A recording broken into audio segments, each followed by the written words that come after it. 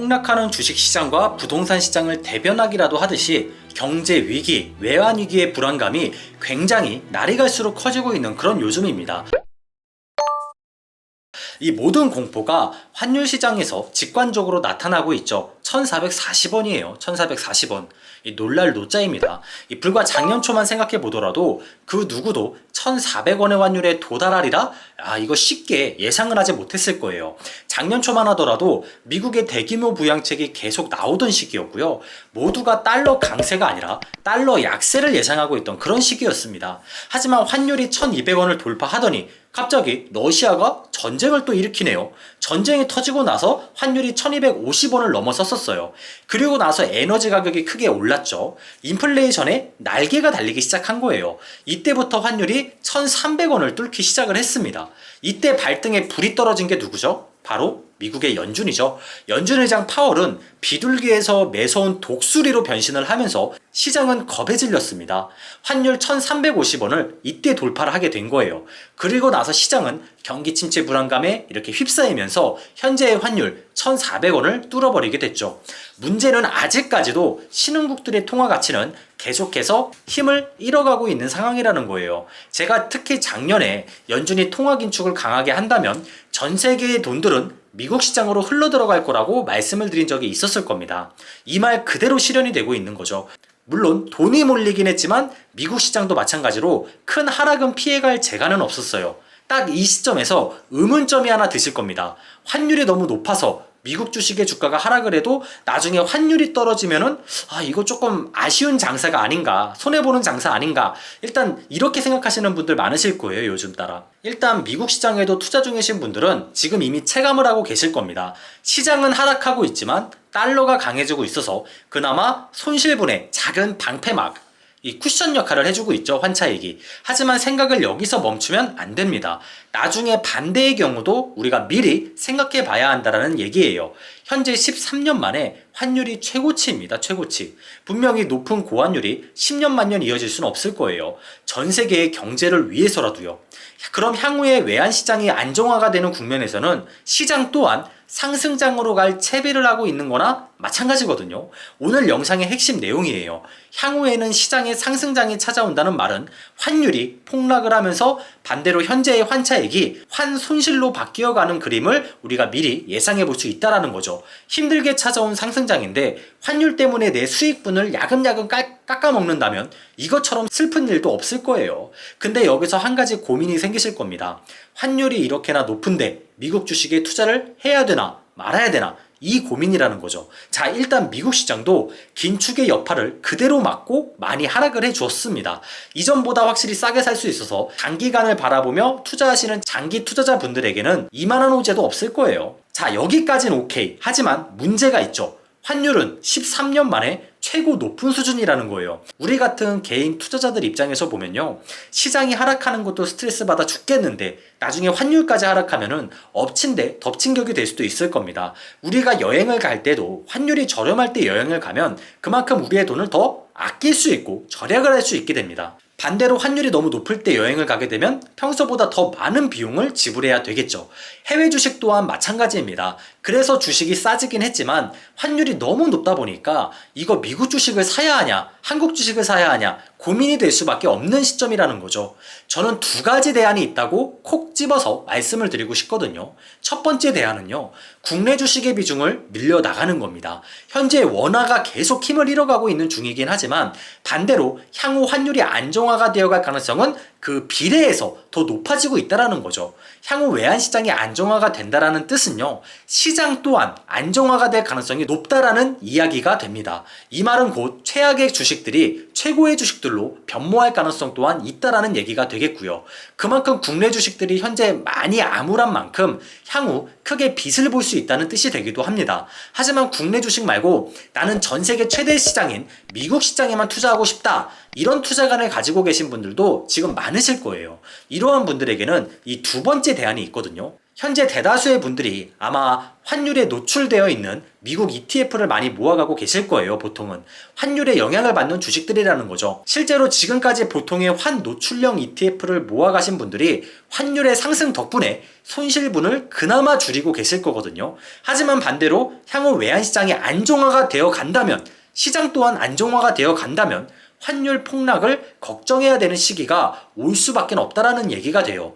지금과는 반대의 현상이죠. 시장은 상승해서 수익률은 올라가지만 지금과는 반대로 환율이 떨어지면서 환 손실 리스크가 불어날 수 있다는 거예요. 이러한 리스크를 향후 약간이나마 낮추고 싶으시다면 환 노출형 미국 ETF가 아니라 환 해지형 미국 ETF에 살짝 지금쯤은 주목해 오셔도 꽤 좋을 것 같다라고 판단이 들어서 오늘 영상을 준비해 보게 됐습니다.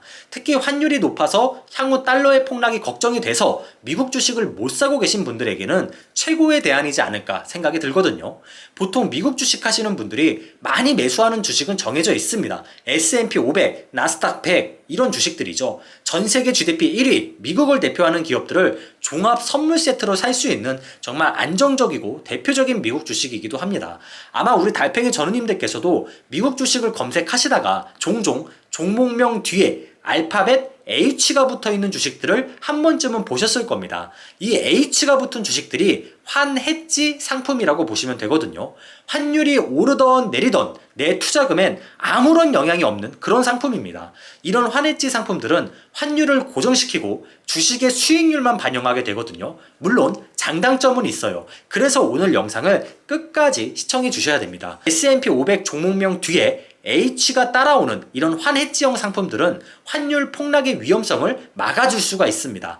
이게 장점이 될 수도 있지만 어찌 보면 단점이 될 수도 있거든요. 환율이 오르는 경우겠죠. 환율이 올라도 H가 붙은 주식들은 아무런 영향을 받지 않습니다. 반대로 내릴 때도 영향을 받지 않아요. 즉 환율 변동에 대한 위험성 회피가 가능한 주식이 바로 이 종목명 뒤에 H가 따라오는 환 해지형 ETF라고 보시면 됩니다. 하지만 또 하나의 단점도 있어요. 기존 S&P 500보다 S&P 500 뒤에 H가 붙는 상품들은 대체적으로 수수료가 약간 더 높습니다. 엄청 높진 않지만 약간 더 높아요.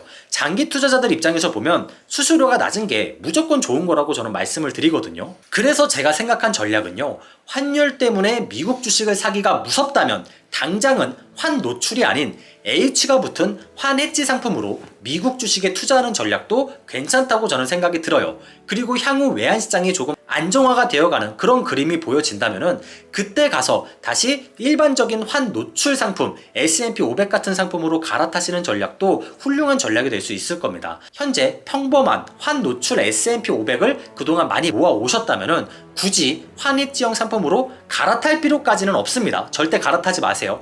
지금처럼 13년 만에 고환율이 찾아왔을 땐 향후 다시 환율이 내려가는 구간을 고려할 수밖에 없는데 실제로 유튜브 영상을 올리다 보면은 이런 댓글도 정말 많았어요. 달팽이님, 미국 환율이 너무 높아서 미국 주식을 지금 당장 못 사겠어요. 환율이 떨어지면 이거 결국 손해보는 장사잖아요. 이런 댓글들이 많았거든요.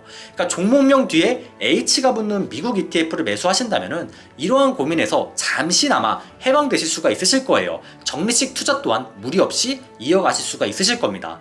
또한 장기적인 관점에서는 결국에는 다시 이미 우리 구독자분들이 많이 모아오고 계신 환 노출형, 그냥 일반적인 S&P 500 같은 상품으로 다시 되돌아가는 전략이 더 장기 투자에 좋을 거예요. 장기적인 관점에서는 결국 다시 환 노출형 S&P 500으로 되돌아가는 전략이 훨씬 더 장점이 많을 겁니다. 추가로 S&P 500뿐만이 아니라 나스닥 같은 상품들도 이미 많이 모아오신 분들이 많을 거예요. 나스닥 100 같은 상품들도 마찬가지로 종목명 뒤에 H가 붙는 이런 환 해지형 상품들이 존재하니까 지금처럼 1,400원의 환율이 넘어갔을 때 환율이 나중에 떨어지면은 조금 손해볼 것 같다라고 생각되시는 분들께서는 잠시나마 이런 H가 붙는 상품들도 조금씩 모아가시는 전략도 나쁘지만은 않다고 보고 있습니다. 하지만 결국엔 다시 한번 정리해드립니다. 일단 저 같은 경우는요, 환율이 1,400원을 돌파한 시점 때부터 미국 주식은 달러로 받는 배당금은 다시 기존 투자 중이었던 미국 주식에 그대로 재투자를 하고 있습니다. 다만 원화로 받는 배당금은 국내 주식의 매수를 집중하고 있고요.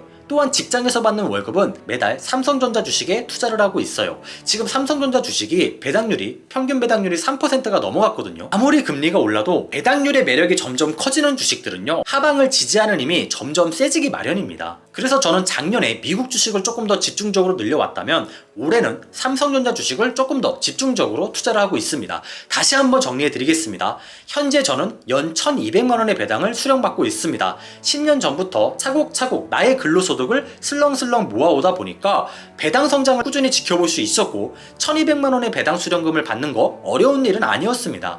현재 환율이 1400원 이상을 달리고 있기 때문에 달러로 받는 배당은 미국 주식의 재투자, 원화로 받는 배당은 국내 주식의 재투자, 그리고 직장에서 또 나오는 소득은 일정량 국내 삼성전자 주식에 현재 재투자를 진행 중에 있습니다. 제가 추구하는 전략은요, 주식을 팔지 않고도 향후 내가 10년, 20년 뒤에 노후 대비를 위해 도움이 될 수 있는 돈, 즉 배당의 관점으로 저는 주식 투자를 장기 투자로 하고 있습니다. 한국 주식과 미국 주식 이렇게 양 시장에 분산 투자를 고루고루 해놓게 된다면은 항상 위기의 순간에도 하나하나 나에게 유리한 전략으로 쏙쏙 빼먹으면서 적리식 투자를 할 수 있게 됩니다.